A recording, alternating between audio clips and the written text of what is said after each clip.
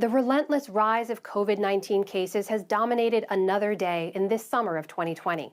More states are setting records for infections and deaths, and more are moving to curb activities again. Lisa Desjardins reports on the day's developments. In Florida, the deadliest day yet from the coronavirus, with 132 deaths, a 10% increase from its previous record. Republican Governor Ron DeSantis has defended reopening, but today he sounded a somber note. People are apprehensive. People are hurting. This virus has affected every Floridian's life in one way or another. Florida is part of a trio of high population hotspots, along with California and Texas. Those three states reported 30,000 new virus cases yesterday alone. This as local leaders across the country are rethinking their moves to reopen. Officials outside Houston in Fort Bend County, Texas, have decided school this fall will open with online learning only. We cannot tell this virus what we will and will not do. The virus will teach us what is safe and what is prudent to do. In California, the same decision with even more impact. Officials in Los Angeles and San Diego announced classrooms will stay closed, online learning only, when school starts. That affects more than 800,000 students. Los Angeles Mayor Eric Garcetti. We have never had as many people infected or infectious.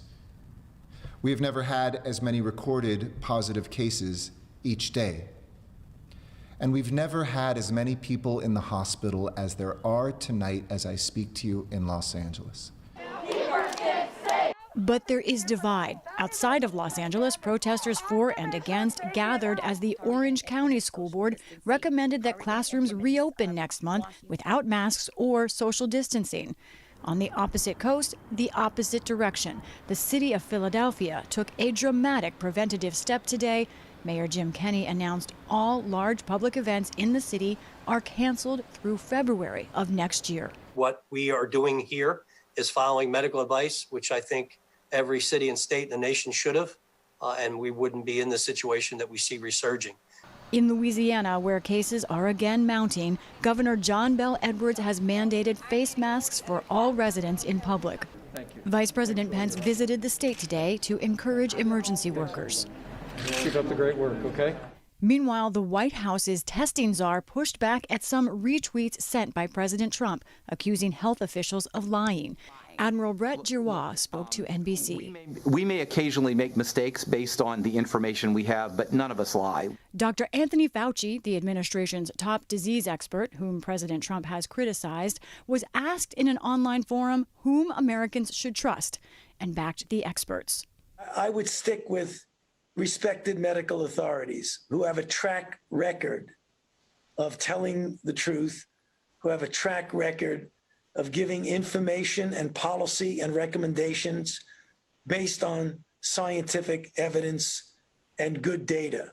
Fauci also alluded to some good news on the vaccine front.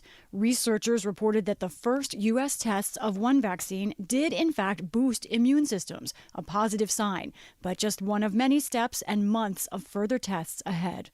Abroad, India has seen confirmed infections explode, with 100,000 new cases in just 4 days. The country has the third highest global tally. And in Australia, the government is imposing tougher penalties for people who violate quarantine. In Queensland State, the penalty for breaking the rules will now be up to 6 months in jail. For the PBS NewsHour, I'm Lisa Desjardins.